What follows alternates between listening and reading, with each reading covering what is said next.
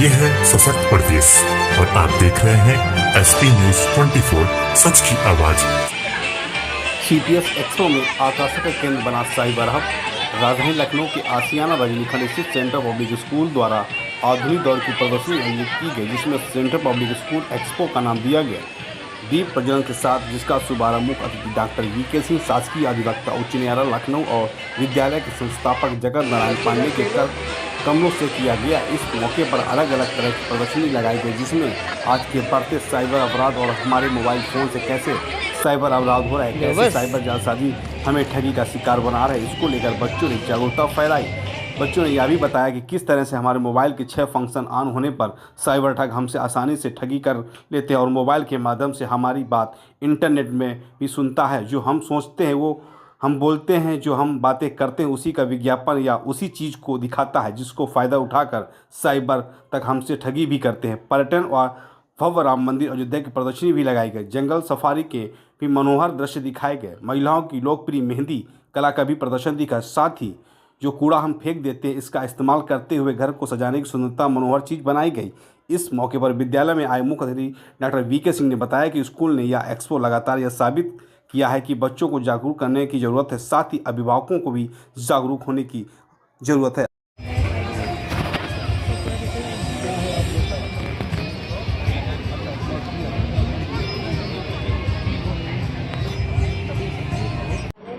वैसे आज में के कार्यक्रम में सहभागिता थोड़ा सा मुश्किल ज़रूर था, लेकिन जब ये बताया गया कि ये बच्चों के कार्यक्रम है और बच्चों के बीच में रहना है और उनके जो नैसर्गिक जो प्रतिभा है, नेचुरल उनकी इंस्टिंक्ट्स है, उससे अवगत होना है और उनकी जो गतिविधियां हैं उसको भी ध्यान में देना, तो मैं सहर्ष तैयार हुआ यहाँ आने के लिए।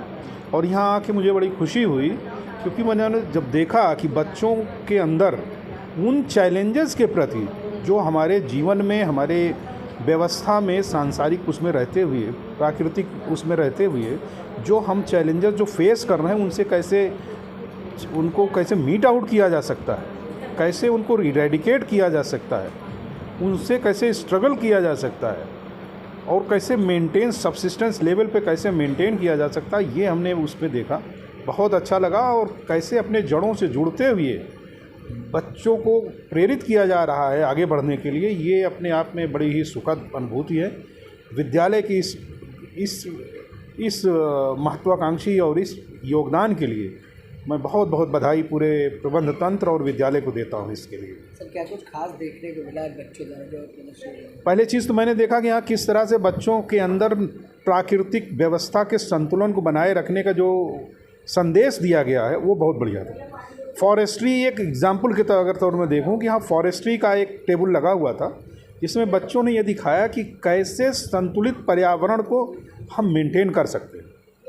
अब अगर हम छोटा सा एग्जाम्पल लें तो बच्चों की ये जानकारी कि हाँ, देश में अपने कितने प्रतिशत फॉरेस्ट्री के क्षेत्र में आते हैं, 21% आता है, ऑप्टिमम कितना हमको चाहिए, 33%। हमारी जो डिफिशियंसी है उसको कैसे मेकआउट कर लें। दूसरा, जो ये संदेश हमको विद्यालय में मिला कि हम जैसे छोटे मोटे अपने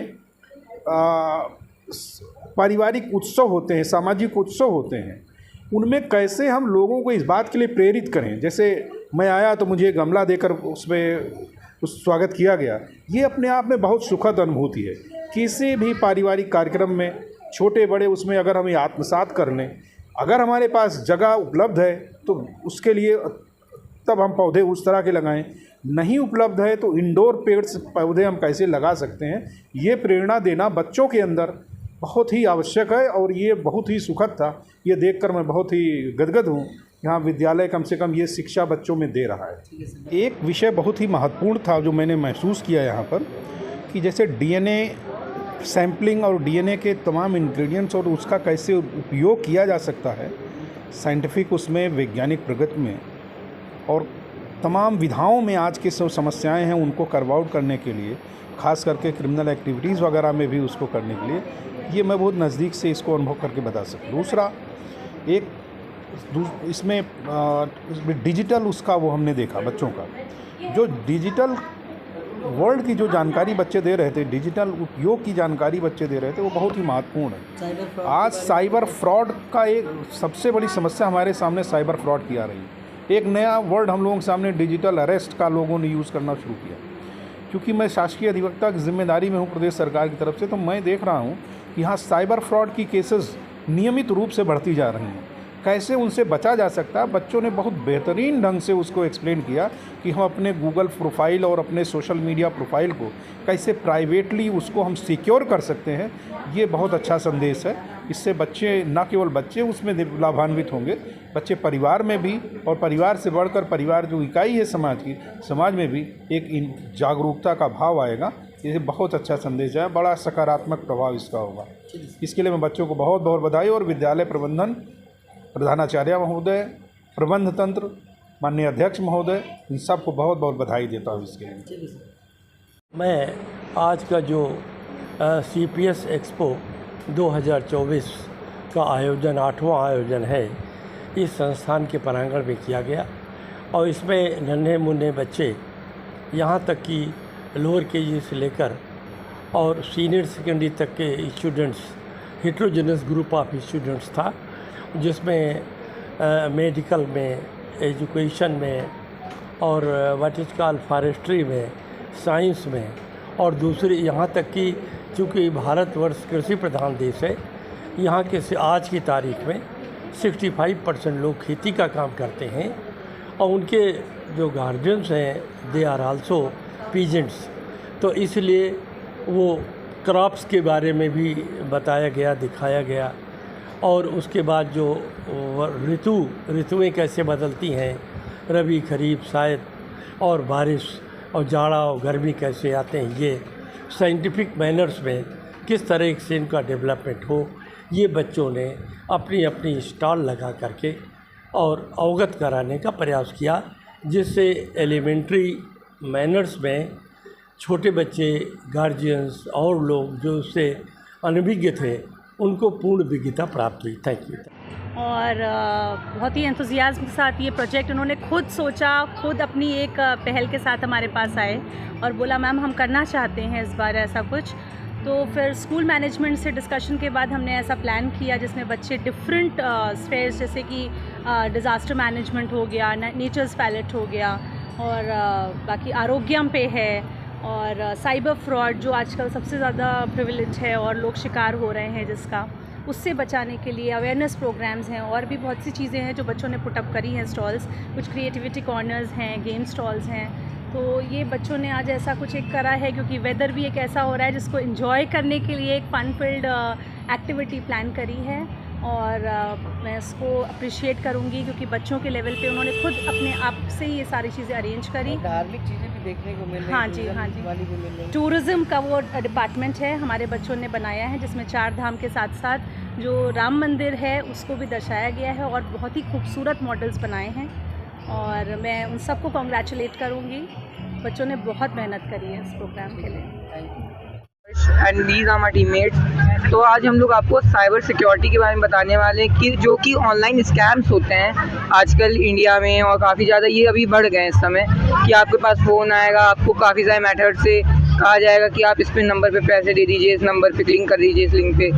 तो इससे बचाने के लिए हम लोगों ने ये तफ्सीलात करी हैं। इस मॉडल में प्रिवेंशन ऑफ स्कैम्स के बारे में बताया गया है। जैसे कि अगर आपका अकाउंट प्राइवेट है तो आपको उसको प्राइवेट रखना है, या पब्लिक है तो उसको प्राइवेट कर देना है, क्योंकि अगर आपका अकाउंट पब्लिक रहेगा तो उसके बारे में आपका जो स्कैमर रहेगा वो स्कैम करेगा, आपकी डिटेल्स को कॉपी करेगा और उसको पेस्ट कर देगा, जिससे आपको काफ़ी ज़्यादा पुलिस का खतरा रह सकता है। अपने जो एंटी फ़ोन हैं उनमें एंटीवायरस सॉफ्टवेयर डाउनलोड करना है। उनमें अगर आप एंटीवायरस सॉफ्टवेयर डाउनलोड करते हैं, जो आप थर्ड पार्टी साइट पे विजिट करते हैं और थर्ड पार्टी ऐप्स डाउनलोड करते हैं, उन पे जाने की वजह से काफ़ी बार होता है कि आपके फ़ोन में वायरस आ जाता है, आपकी इंफॉर्मेशन लीक होती है, बैंक अकाउंट्स की इंफॉर्मेशन लीक हो सकती है, आपकी पर्सनल डिटेल्स तक लीक हो सकती हैं, जिससे आपको काफ़ी ज़्यादा दिक्कत फेस करनी पड़ती है।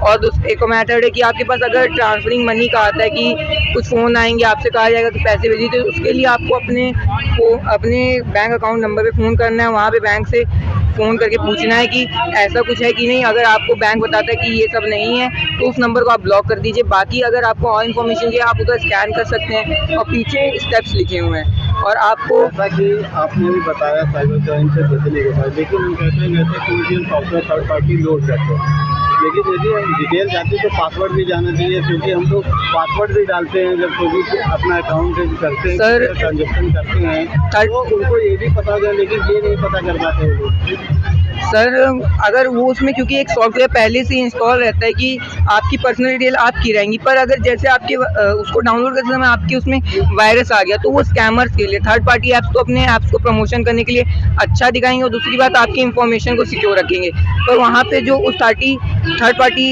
ऐप्स को डाउनलोड करने में आपके फ़ोन में वायरस आ रहा है वो कोई और भेज रहा है, वो उनका पर्सनल वायरस नहीं है, वो किसी और का वायरस जो क्या सिस्टम को वीक करेगा। लोगों को किस तरह की सावधानी बरतनी चाहिए? सर ऐसे में लोगों को क्या करना चाहिए कि पहली बात तो अपने फ़ोन में सबसे पहले जाके सॉफ्टवेयर डाउनलोड करें एंटीवायरस के लिए, कि आपके फ़ोन में ऐसा कोई एंटीवायरस नहीं, और बाई चांस अगर ऐसा कोई केस भी होता है तो आपको वो हेल्पलाइन नंबर लिखा है 1930, उस पर कॉल करके इसके बारे में बताना अगर आपके साथ कोई भी स्कैम होता है, और अपने अकाउंट को प्राइवेट ही रखना है। इंस्टाग्राम और फेसबुक के जैसे आपके अकाउंट्स हैं उनको आप लोग पब्लिक कर देते हैं तो उससे आपकी इन्फॉर्मेशन कभी भी कोई भी चुरा सकता है, पर अगर आप प्राइवेट रखते हैं तो उस पर कोई आपका कुछ करेगा नहीं, कोई प्रॉब्लम।